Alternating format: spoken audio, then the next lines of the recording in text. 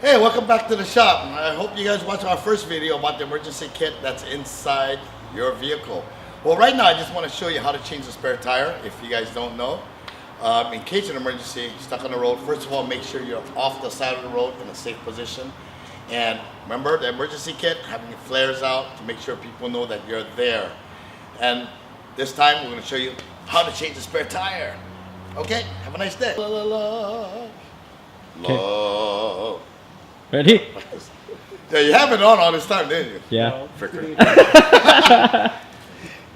Well, anyway, first of all, if you guys don't know where your tools are at or where the spare tire is at, consult your handbook.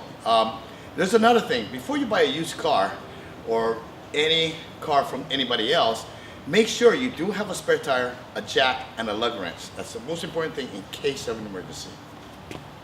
Hey, for this car, we have a 2003 Honda Accord here, and we're having a problem with the tire. We're having this scenario, and we're going to show you where the spare tire and the tools that are on this car that you need necessary to change a tire. Okay, again, make sure you're off to the side of the road, you have your flares out, and people know that, hey, you have a problem with your vehicle and you're in a safe position.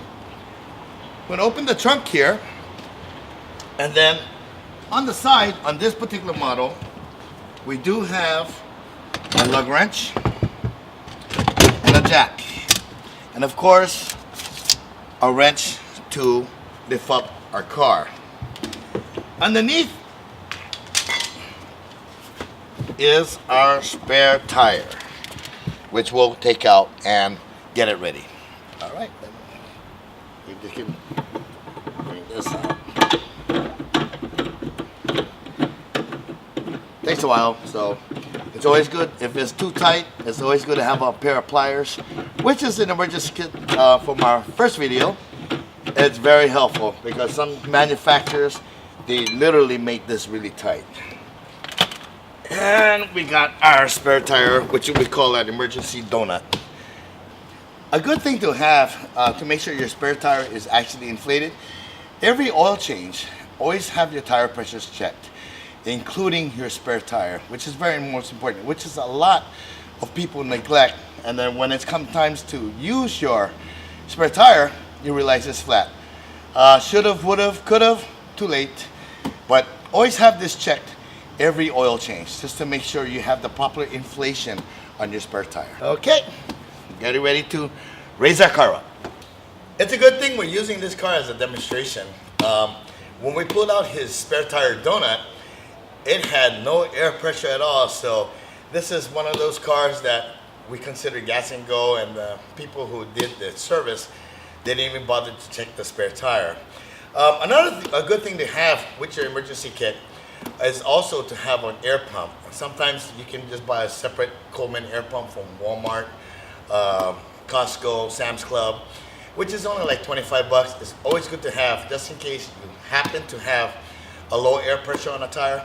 You can easily pump it using your car battery. Yep, it's battery operated. But again, it's lucky that we're using this car as a demonstration. It had no zero pressure. If this had been a real life situation, he would have been stuck where he's at. Hey folks, welcome back again. Well, first of all, you want to make sure your car's on a nice level surface. And if you're not on a nice level surface, make sure you always at least lock the tires in the back, put in a piece of 2x4 or a rock in the back so it prevents the car from rolling back. Well, we want to show you where to position your jack in lifting your vehicle. And first of all, actually, if you have a handbook in the car, consult your handbook because it will tell you exactly where to put the jack. On the next note, if you don't have a handbook, it's usually the frame or the side skirt of the whole body. You can see it because there's special markings that are on the body to tell you where to put your jack. So in this case, what we're going to do first, we're going to position our jack, not really lift up the car because we have to break our lug nuts off. And usually when it's on the jack, breaking the lug nuts, you'll have a chance of, having that jack slip off. Okay? So we're going to position our jack right now. Well, on this particular model, on this Honda Accord, you can see there is a lift point right here to put your emergency jack. And what we want to do is have that particular line up with this, so that way it'll be nice and clear. Got it? Okay, here we go. I'm gonna go with my hand, get it nice and aligned, right in the emergency lift point. Now we got it nice, flat, level, and it's nice and tight. Now we're gonna go and break the tire nuts off, yeah? The wheel nuts. Okay, now we got our jack position in a nice secure area. The next thing we're gonna do, we're gonna actually break our wheel lug nuts, yeah? There are several different kind of wrenches. One is the manufacturer one, if you notice, is actually short and has its own socket head that's specifically made for the wheel lug nuts that comes with the vehicle. Another thing that you can have, just in case you don't have one, is your own, that's inside the emergency toolkit, a wrench with a 19mm socket, which is made for this car. Another thing that you might want to have, because some of these wheel lug nuts are super tight, an extension or a pipe that would help. But in this case, this lug wrench is used in such a way you can break it up and bust your nut, one or the other. What this is actually called a step wrench. You put it on, get up top, let's loosen each one and break it loose. Just like so. And this is much more simpler for women because you will actually hurt your back trying to lift this up like this. Now if you're a He-Man, bodybuilder, this is probably the best thing to do. Gives you more exercise. But for you ladies, and guys that has a lug nut or wheel nut that is super tight, this prevents a lot of stress on your back, okay? So what we're gonna do is loosen just enough to keep the tire on. Now that we got it all loosened, now we can proceed in lifting up the vehicle. Now that we got all the wheel lug nuts loosened, we're going to proceed and jack up or lift the vehicle. And what we're going to do, but first thing first, before lifting the vehicle, make sure your emergency brakes are on or put some kind of block behind the tire, prevents the car from rolling. Because this is a front wheel drive, we're going to be lifting the front wheels. We want our back wheels at least locked, yeah? So now we're going to lift the car up just enough to get the tire off and loosen the rest of the wheel lug nuts to take the tire off. Takes a while.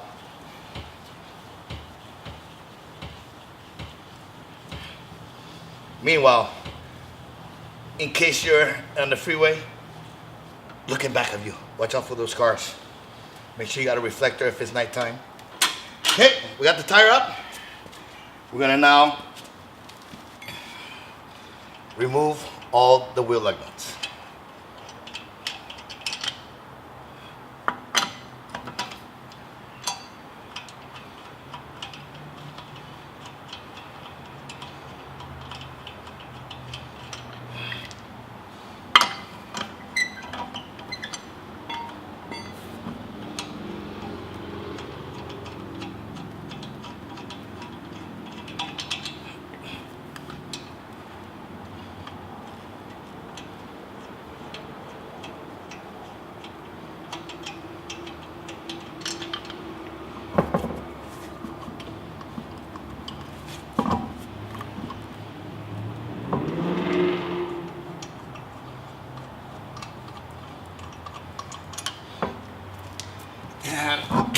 It's off. We can put this in the back and get ready to put our spare tire on. Alright, now we're putting on the spare tire, and always install your wheel lug nuts by hand first. If you have one of those impact guns, you know, the electric impact guns and stuff that people have, they usually put it on the socket and screw it on. You'll most likely end up stripping the threads on your studs more or less than actually putting it on. So always put your lug nuts by hand first and make sure it's hand tightened, yeah? And from here, just punt it down a little bit. We're not gonna fully tighten the lug nuts, just to make sure the wheel is secured to the whole vehicle, just enough. And right now I'm just making sure it's secure the vehicle, and I'm gonna lightly follow a start pattern, so that way I know that the wheel is being tightened nice and evenly, okay? One thing about these compact spare tires, or we call it donut, it's only a temporary tire, and it's not made to be really traveling more than 50 miles an hour. But please consult your handbook. If you have a full-size spare, then that's a regular tire. But for a temporary tire like this donut, it's really made for you to take it from one point to the nearest tire shop so you can get the actual tire. Again, for this particular donut, you cannot go past 50 miles an hour for your safety. Now that we got this lug nuts all tightened by hand and secured, we're going to lower the jack and make sure the tire is actually sitting properly on the ground. Okay, now that we got the wheel lugs tightened, to a point where it stopped, we're going to now lower our jack, yeah? And bring the whole jack down until the tire is actually touching the ground.